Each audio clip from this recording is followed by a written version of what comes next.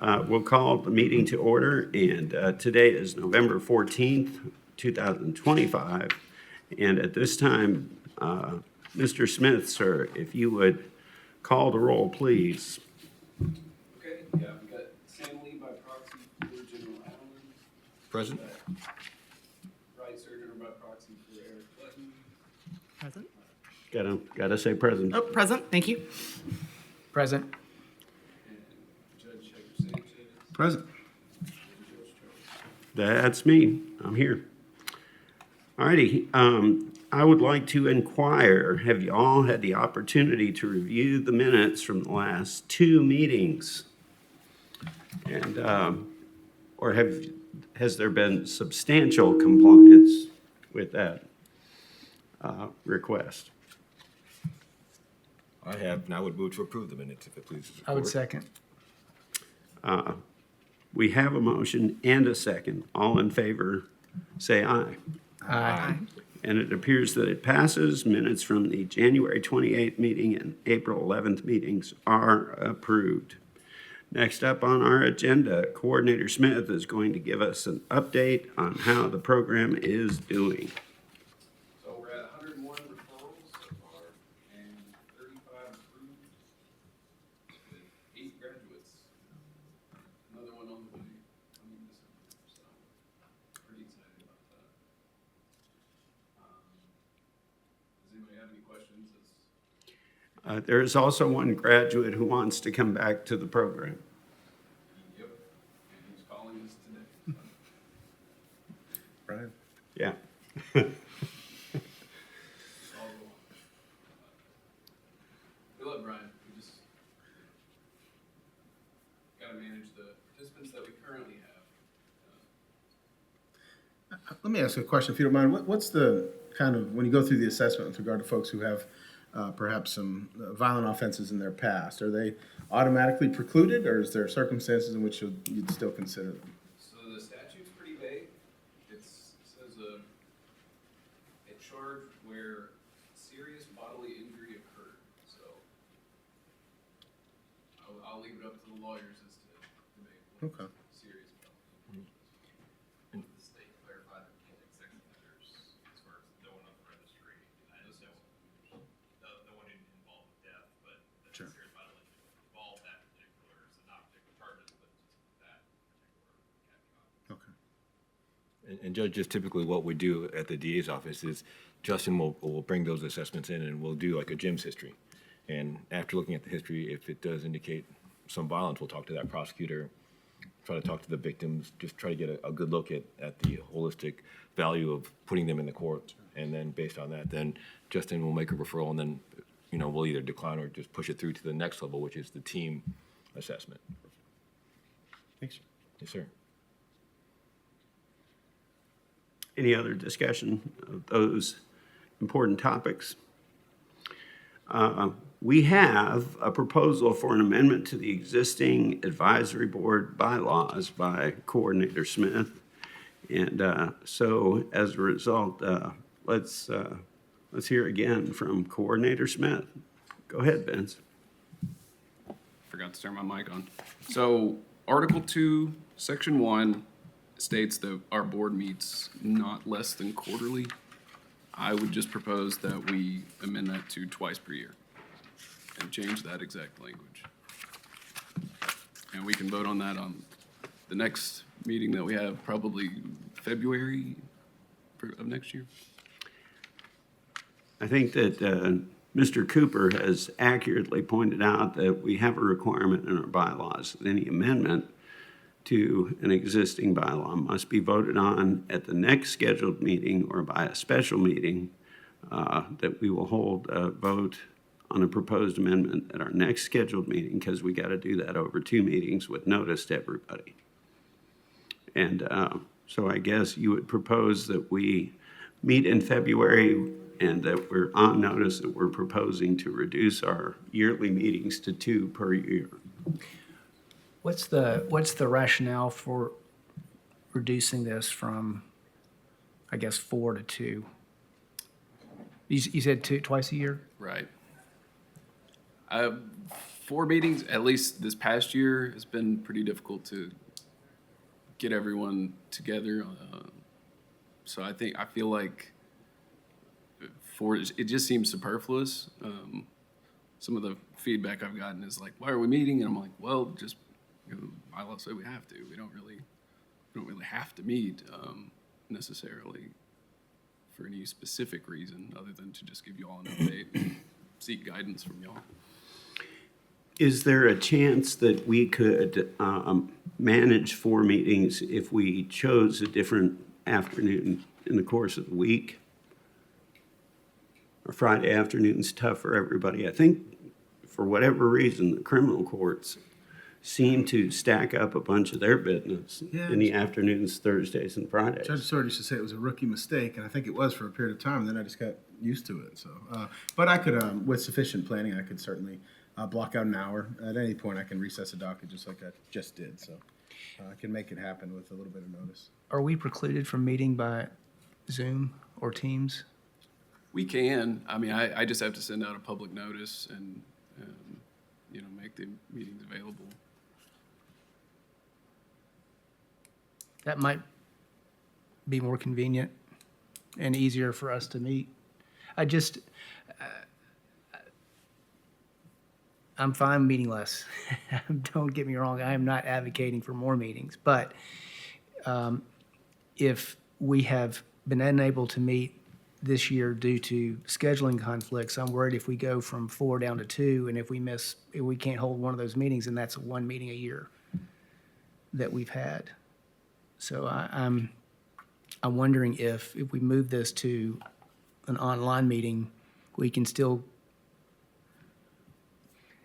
have minimal impact on schedules, but maintain a somewhat consistent meeting time.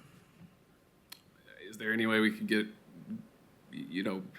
say we, rather than being required for 4, it's like 2 is a requirement, but we'll plan on 4 or something like that?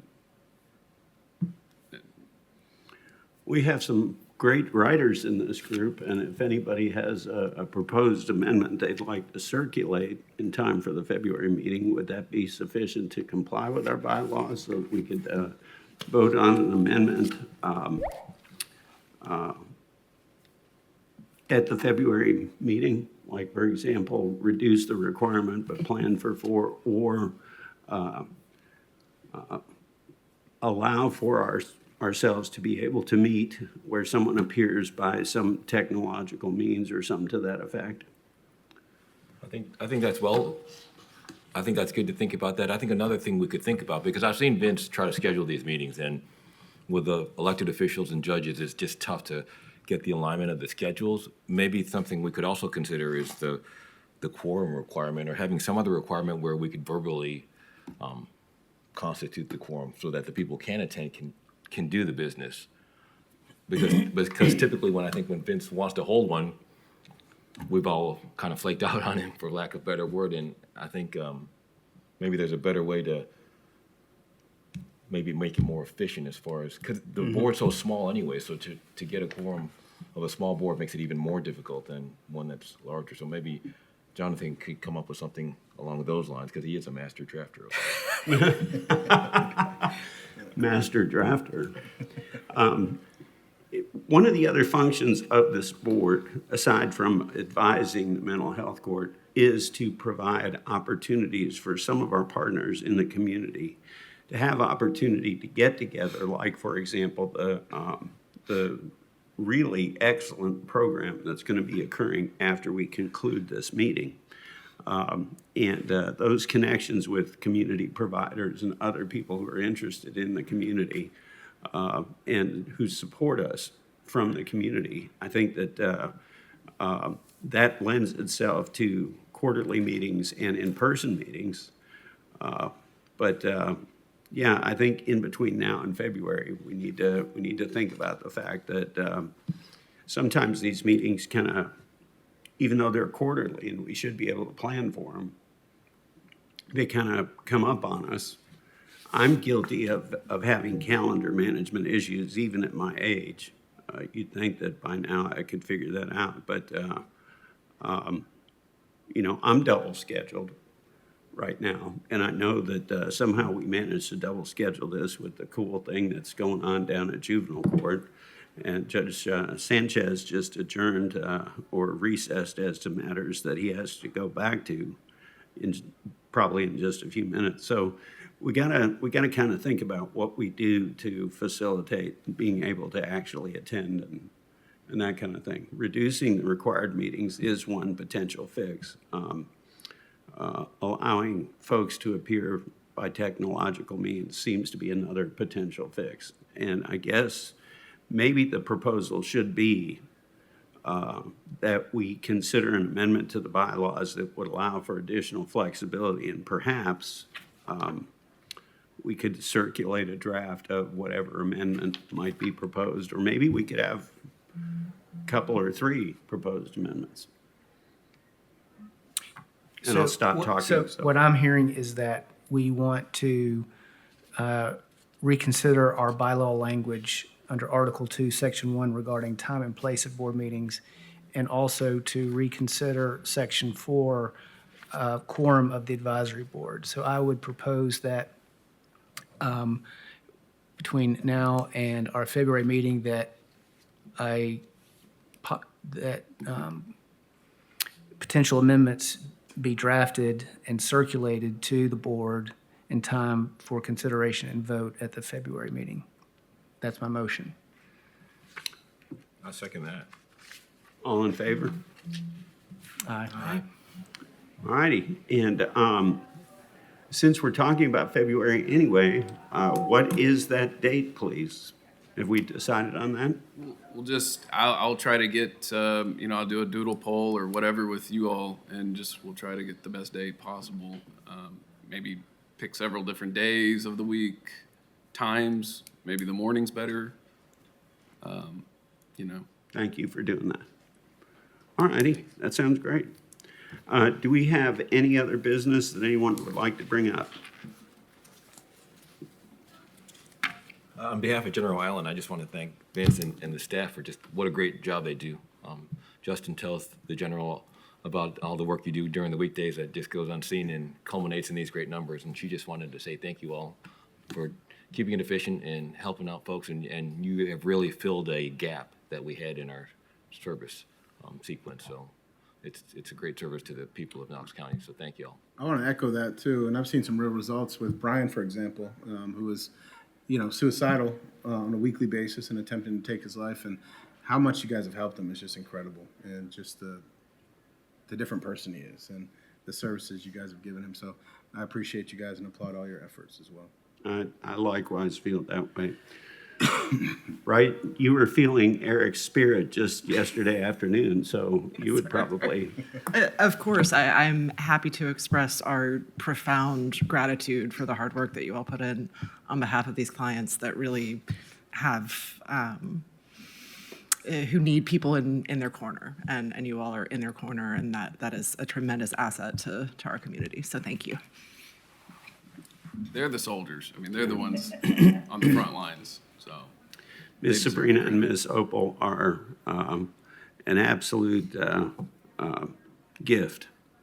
We're so appreciative that we have y'all. Thank you so much for all you're doing. Incidentally, Justin was a great hire, Sam. He's, We're very grateful for Justin. And don't forget to use us as a resource if you need anything. If there's anything we need to address or you need to bring to our attention, don't hesitate. All righty.